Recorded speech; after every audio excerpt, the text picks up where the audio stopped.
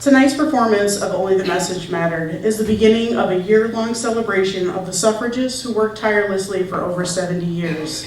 This coming August, celebrating suffrage in Greater Glens Falls in connection with Crandall Public Library, the Chapman Museum, Ticonderoga Historical Society, Clinton County Historical Association, Warren County Historical Society, North Star Underground Railroad Museum, Lake George Historical Association, Crown Point State Historic Site, Chimney Point State Park, Lake Champlain Maritime Museum, and the towns of Lewis and Scroon Lake will present a multi-event Champlain Valley Suffrage Centennial audio tour beginning in Plattsburgh on August 1st and culminating with a suffrage pageant here in Glens Falls on August 16th. If you're interested, flyers are in the back. The Greenwich community is not to be bounded by town or village lines.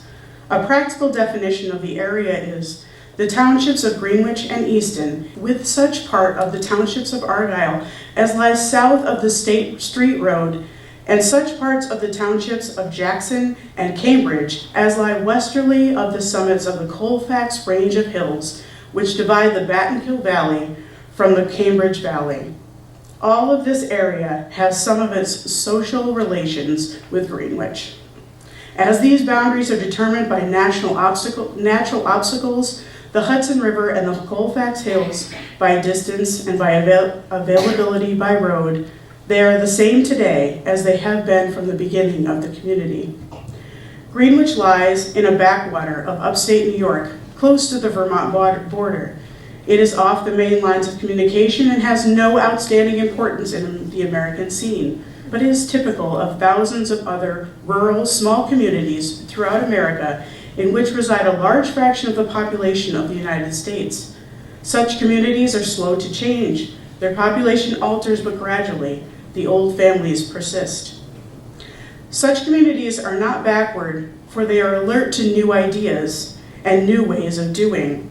However, they weigh the new ideas and new ways of doing before accepting them, and have thus avoided much folly. Their influence has been conservative, but not reactionary. They tend to preserve the best of older standards of ethics, political philosophy, and good manners. This has not been their only contribution to American progress, for besides providing food and factory products, they have been a seedbed for leadership. Continually, the best of their youth is skimmed off to the larger centers. From such small communities have some leaders in all lines of activity in numbers far greater than their population would warrant. We are here tonight to honor one such leader who, as Isley von Horn-Gill so put it, skimmed off to the larger centers. From the hamlet of Battenville, where she spent most of her childhood, Susan B. Anthony moved on to the larger centers, traveling the country, first lecturing on temperance, but turning to women's rights and equal suffrage by the mid-1850s. This year marks the 200th anniversary of Anthony's birth, but more importantly, marks the 100th anniversary of women gaining the right to vote, her main purpose for over half a century. In her honor, the 19th Amendment to the United States Constitution is often referred to as the Susan B. Anthony Amendment. And now, Bob Warren's Only the Message Mattered.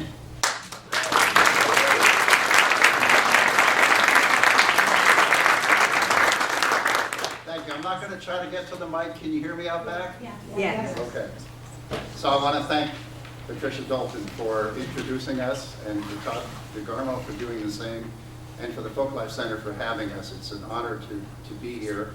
It's been a few years since I performed here, but this is the first time for us. And I want to say a few things. I want to thank Debbie Craig and Claudia Blackler for planting the seed that grew into Only the Message Mattered. Connected with the Greenwich Library back in 2006, they reached out to me and asked me if I would write some music about Susan B. Anthony. And it was a fascinating, I'm ad-libbing now, you can tell. It was a fascinating thing for me because it meant research. I knew a little bit about her, like we all do, like we all have at some point in our lives probably. But the more I read, the more I knew that I was writing about someone very special. Only the Message Mattered concerns the life of Susan B. Anthony, a life that spanned 86 years, from 1820 until 1906. As the final chord of our presentation fades tonight, I ask you to remain seated as I invite my friend Pat Nugent to share some thoughts with us. To share some thoughts about how the actions of this powerful woman relate to us today. Pat is active in the League of Women Voters, an author of 2 books, and a play, The Stone That Started the Ripple, a very funny and thought-provoking play about a reunion of founding suffragists. Maybe Pat has a performance she can tell us about that's coming up, I hope so. And lastly, before we begin, and before I introduce everybody, we have a CD that we're very proud of the songs and music that you will hear tonight. And if you purchase one tonight, 15% of that sale goes to the New York State League of Women Voters. So we're very, very pleased about that, very pleased that you were here. Let me introduce the ensemble. This is our first time doing this piece, all of us on this stage together.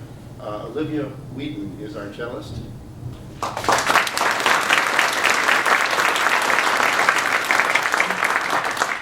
Brittany Toth has been with us, been with this production since its inception.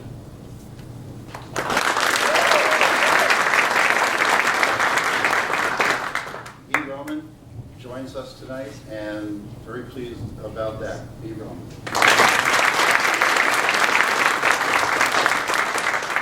And Iris Rogers, it was so long ago that Iris first started doing this play with us, this presentation. She actually had a different name back then.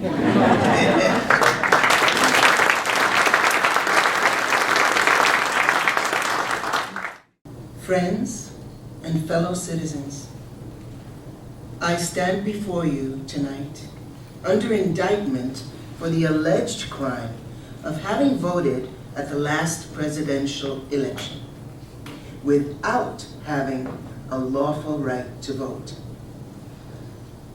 It shall be my work this evening to prove to you that in thus voting, I not only committed no crime, but instead simply exercised my citizens' rights, guaranteed to me and all United States citizens by the National Constitution, beyond the power of any state to deny. The preamble of the federal Constitution says, "We, the people of the United States, in order to form a more perfect union, establish justice, ensure domestic tranquility, provide for the common defense, promote the general welfare, and secure the blessings of liberty to ourselves and our posterity, do ordain and establish this Constitution for the United States of America."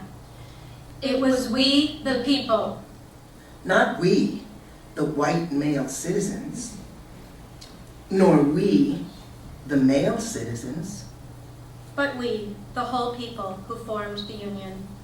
And we formed it not to give the blessings of liberty, but to secure them, not to the half of ourselves and the half of our posterity, but to the whole people, women as well as men. And it is a downright mockery to talk to women of their enjoyment of the blessings of liberty while they are denied the use of the only means of securing them provided by this democratic Republican government, the ballot. In 1873, Susan B. Anthony spoke those words while awaiting trial in the town of Canandaigua, New York, for voting in the election of 1872.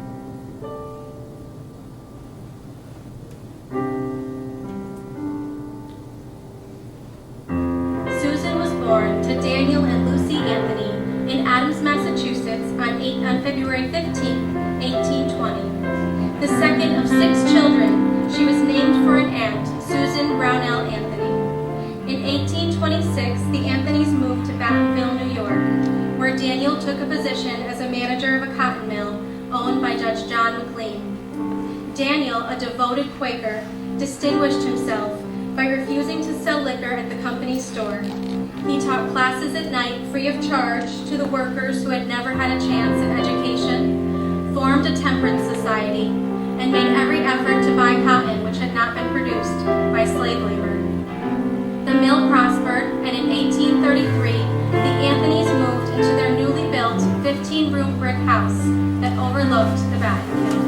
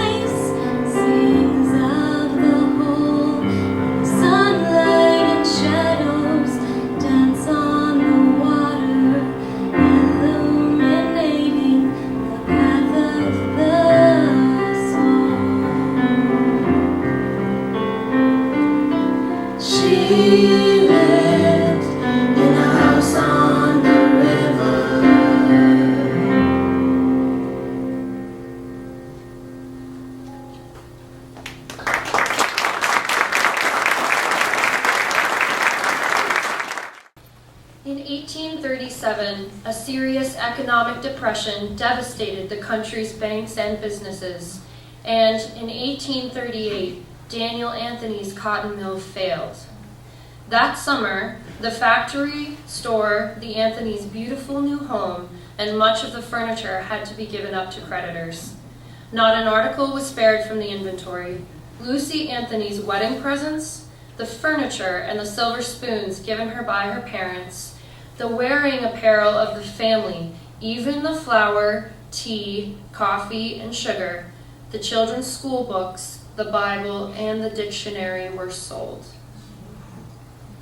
In the winter of 1839, the Anthonys moved to Horn-Scarpulla, a small village 2 miles further down the Battenkill. Daniel became postmaster and had the name Horn-Scarpulla changed to Center Falls. Susan and her family lived in a large house that had been a hotel or tavern in the days when lumber was cut in the Green Mountains and floated down the river. The attic in this old house was finished off for a ballroom. Legend has it that great numbers of junk bottles had been laid under the floorboards to give especially nice tone to the fiddles.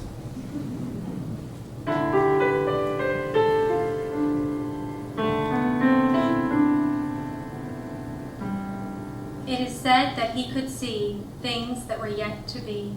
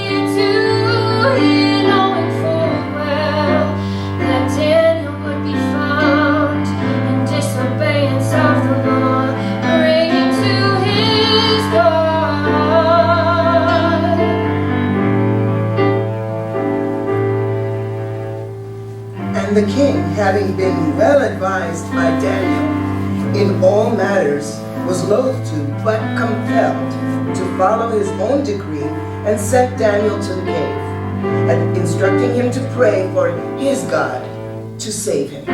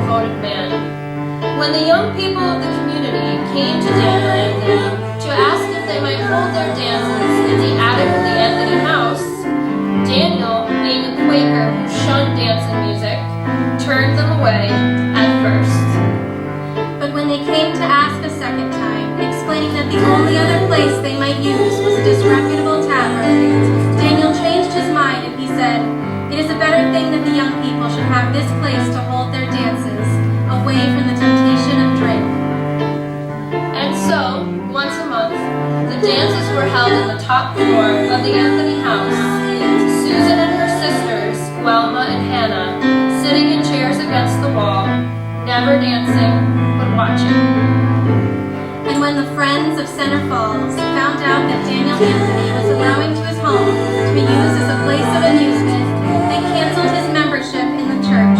And Daniel said, "For one of the best acts of my life, I have been turned out of the best religious society in the world." For he truly believed in the tenets of the Quaker religion, but he believed even more in the Word of God. And don't you think that Susan sitting and watching saw that as well?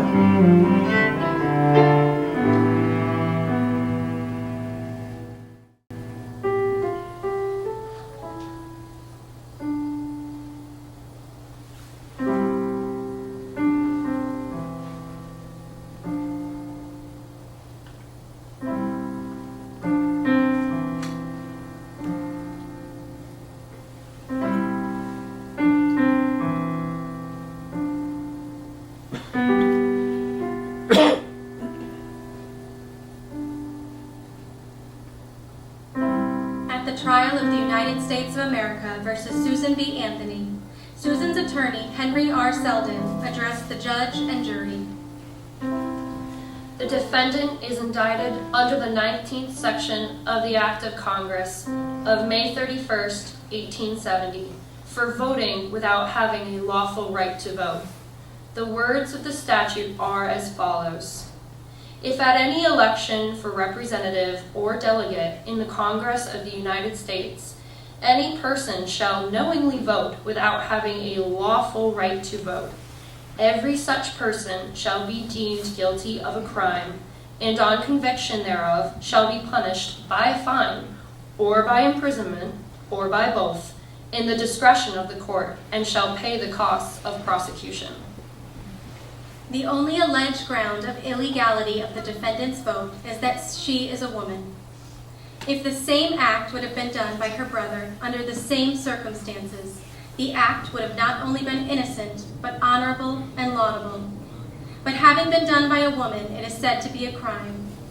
The crime therefore consists not in the act done, but in the simple fact that the person doing it was a woman and not a man. I believe that this is the first instance in which a woman has been arraigned in a criminal court merely on account of her sex. Women have the same interest that men have in the establishment and maintenance of good government. They are, to the same extent as men, bound to obey the laws. They suffer to the same extent from bad laws and profit to the same extent by good laws, and upon principles of equal justice, as it would seem, should be allowed equally with men to express their preference in this choice of lawmakers and rulers. But however that may be, no greater absurdity, to use no harsher term, could be presented than rewarding men and punishing women for the same act, without giving to women any voice in the question which should be rewarded and which punished. The district attorney followed with a 2-hour speech. At its conclusion, Judge Hunt directed the jury to bring in a verdict of guilty. Miss Anthony's counsel insisted that the court had no power to make such a direction, and demanded that the jury be permitted to bring in its own verdict. Judge Hunt ordered the defendant to stand up. Has the prisoner anything to say while sentence shall not be pronounced? Yes, Your Honor. I have many things to say. For in your ordered verdict of guilty, you have trampled underfoot every vital principle of our government. My natural rights, my civil rights, my political rights, my judicial rights are all ignored. Robbed of the fundamental privilege of citizenship, I am degraded from the status of a citizen to that of a subject. And not only myself individually, but all of my sex are by your honor's verdict doomed to political subjection under this so-called Republican form of government. The court cannot not listen to a rehearsal of argument, which the Prisoners' Council has already consumed 3 hours in presenting. May it please your honor, I am not arguing the question, but simply stating the reasons why sentence cannot, in justice, be pronounced against me. Your denial of my rights, the citizen's right to vote, is the denial of my right of consent as one of the governed, the denial of my right of representation as one of the taxed, the denial of my right to a trial by jury of my peers as an offender against the law, therefore the denial of my right to life, liberty, property, and... The court cannot allow the prisoner to go on. But your honor will not deny me this one and only poor privilege of protest against this high-handed outrage upon my citizens' rights. May it please the court to remember that, since the day of my arrest last November, this is the first time that myself or any person of my disfranchised class has been allowed a word of defense before judge or jury. The prisoner must sit down. The court cannot allow it. Of all my prosecutors, from the corner grocery politician who entered the complaint, to the United States Marshal, Commissioner, District Attorney, District Judge, Your Honor on the bench, not one is my peer, but each and all are my political sovereigns.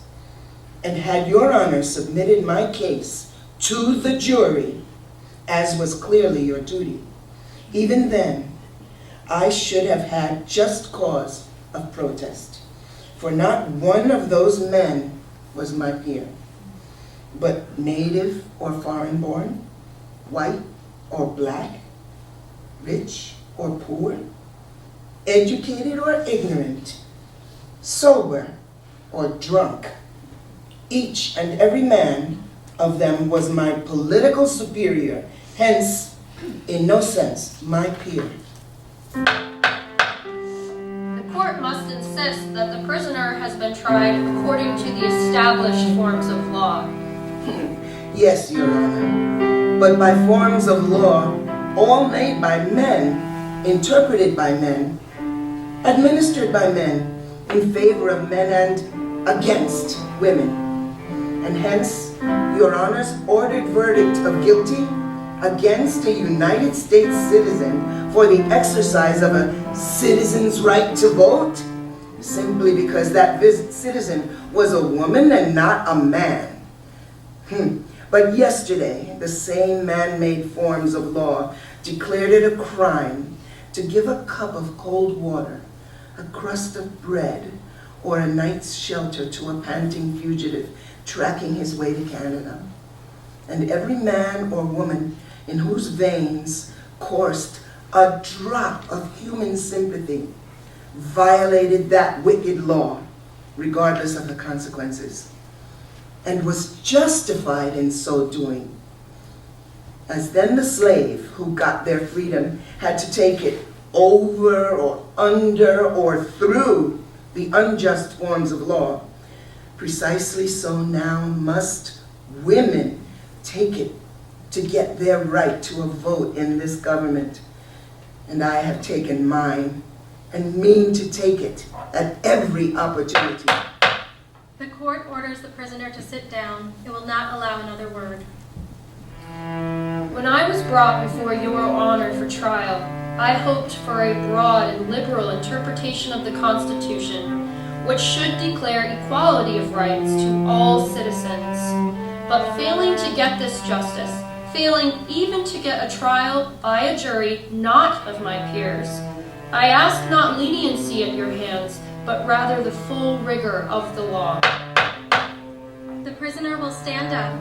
The sentence of the court is that you pay a fine of $100 and the costs of prosecution.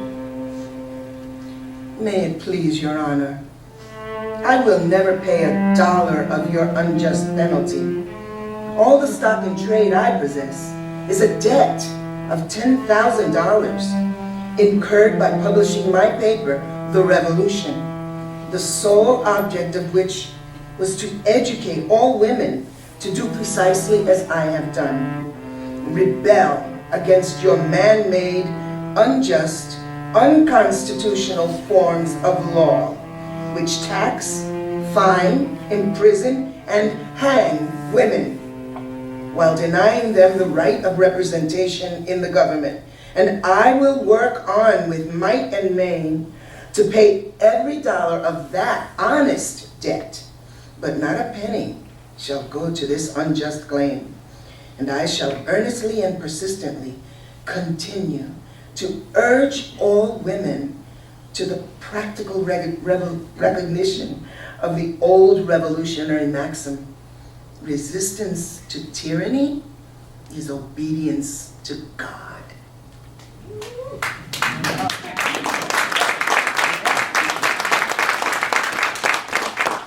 Madam, the court will not order you to stand committed until the fine is paid.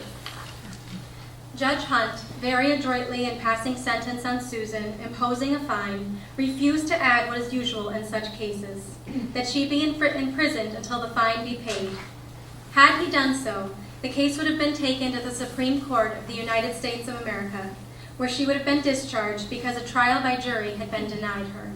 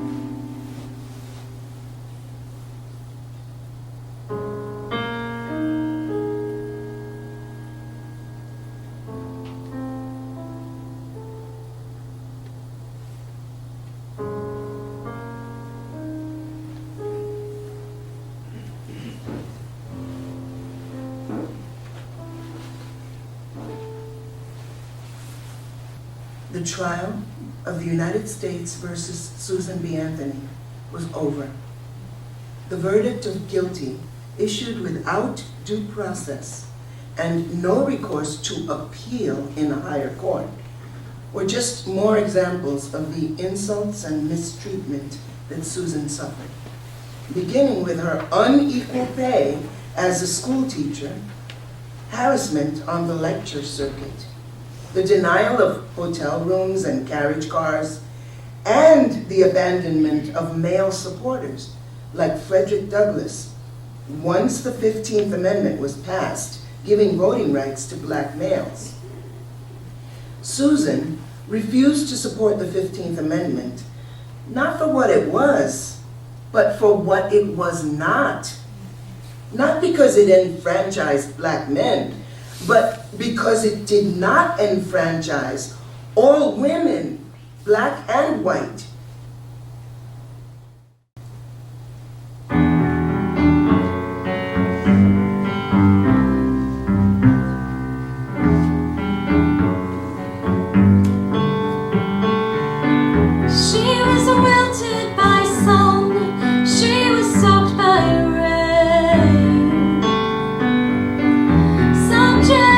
Ridicule and called vulgar names.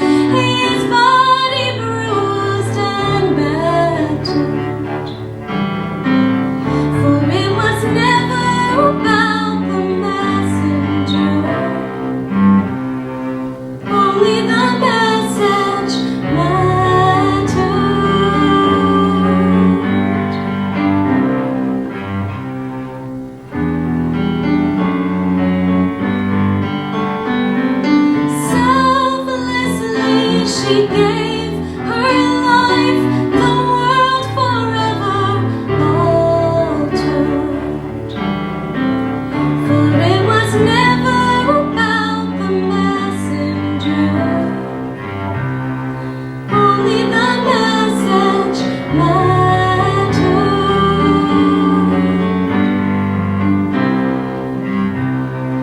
Only the message mattered.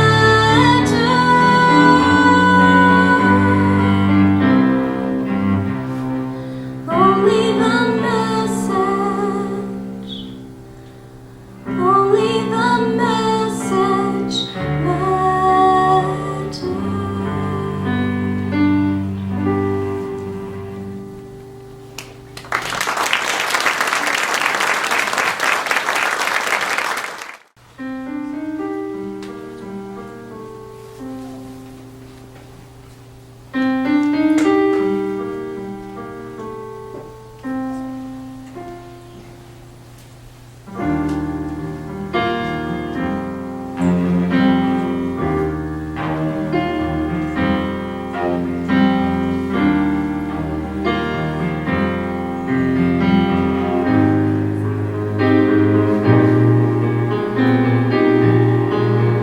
Our nation was in its infancy when Susan B.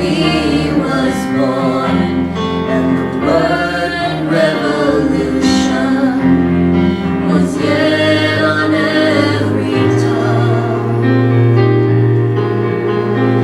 Forging freedom's foundation had made us bold and strong.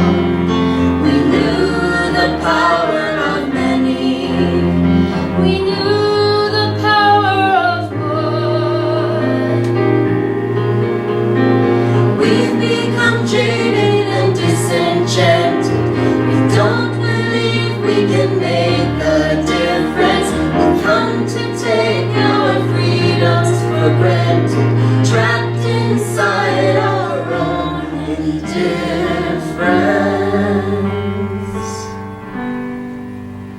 We can look to the past for inspiration and see what can be done. Remembering the power of many, remembering the power of one. In Washington, she demanded to be heard. In Glens Falls, she addressed the crowd. Albany, she rose to speak. She stood her ground, she would not bow. She stood in protest, tall and proud. The jeers and insults were so loud, she could not be heard by the crowd.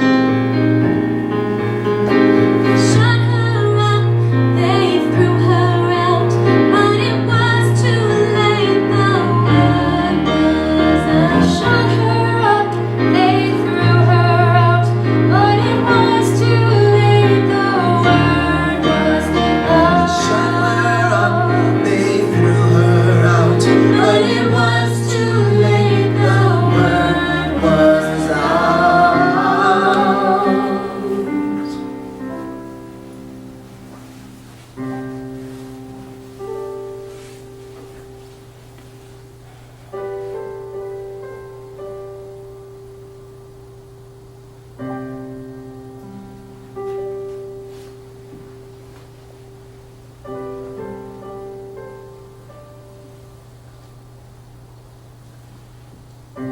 On March 13, 1906, at the age of 86, Susan B. Anthony died. 14 years later, and 100 years after her birth, the 19th Amendment was passed. It said, "The right of citizens of the United States to vote shall not be denied or abridged by the United States or by any state on account of sex." It was nicknamed the Susan B. Anthony Amendment.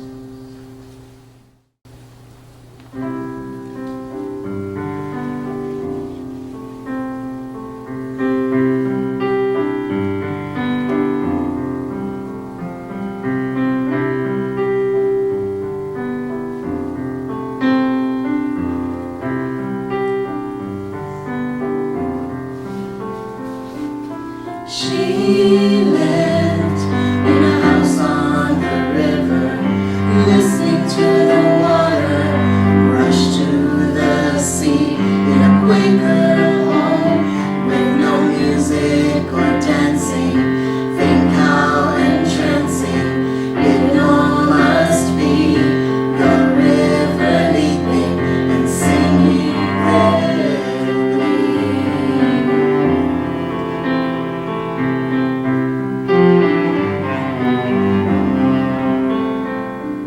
She lived in a house on the river where the kingfisher swoops from its perch on high, and the great sycamore reaches to the heavens, its bone white branches tall as the sky. There are things that we cannot hear. There are things that we cannot see. Still the undercurrents move us and shape who we are to be.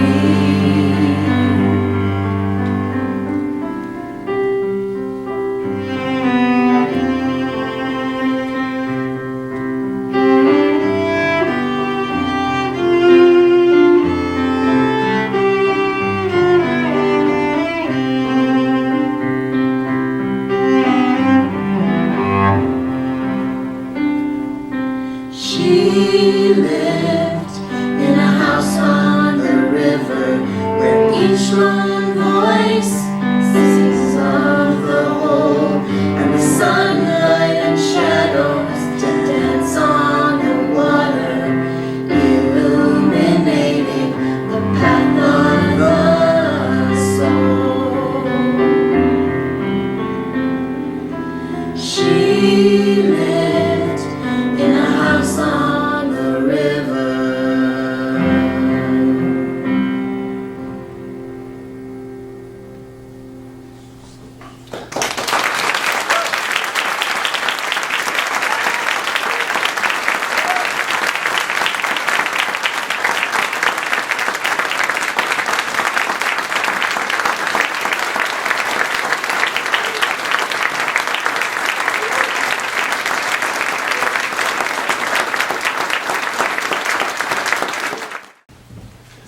This performance always makes me cry, and I think you can understand why. It's just powerful, Bob, and thank you to all of you.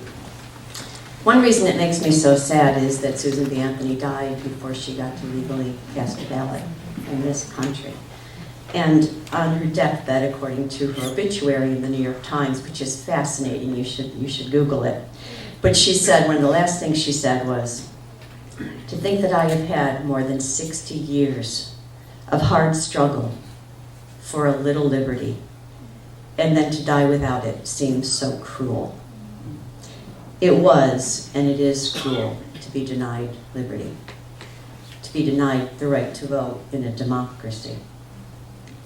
As a member of the League of Women Voters, which was founded in 1920 to help women use their hard-earned vote in their own best interest, I want to call attention to the fact that, much like the battle for the 19th Amendment, the Equal Rights Amendment was first proposed in 1923. All the Equal Rights Amendment says is equality of rights under the law shall not be denied on account of sex. And still today, women do not have a constitutional guarantee of equal rights in this country. So I want to encourage everyone to become informed about the Equal Rights Amendment, about the legal, the political, and the ideological challenges that it is facing. It has a chance. It was just passed. One of the obstacles was just removed in the House of Representatives. But Alice Paul wrote this in 1923, much like Susan B. Anthony wrote the 19th Amendment 42 years earlier. So please go online to equalrightsamendment.org. And in Ms. Anthony's honor tonight, please make sure that everyone in your circle is registered to vote, and I just happen to have registration forms. If you have a grandkid or somebody you're not sure about, take a form and get them registered. Thank you all so much. It was really fun.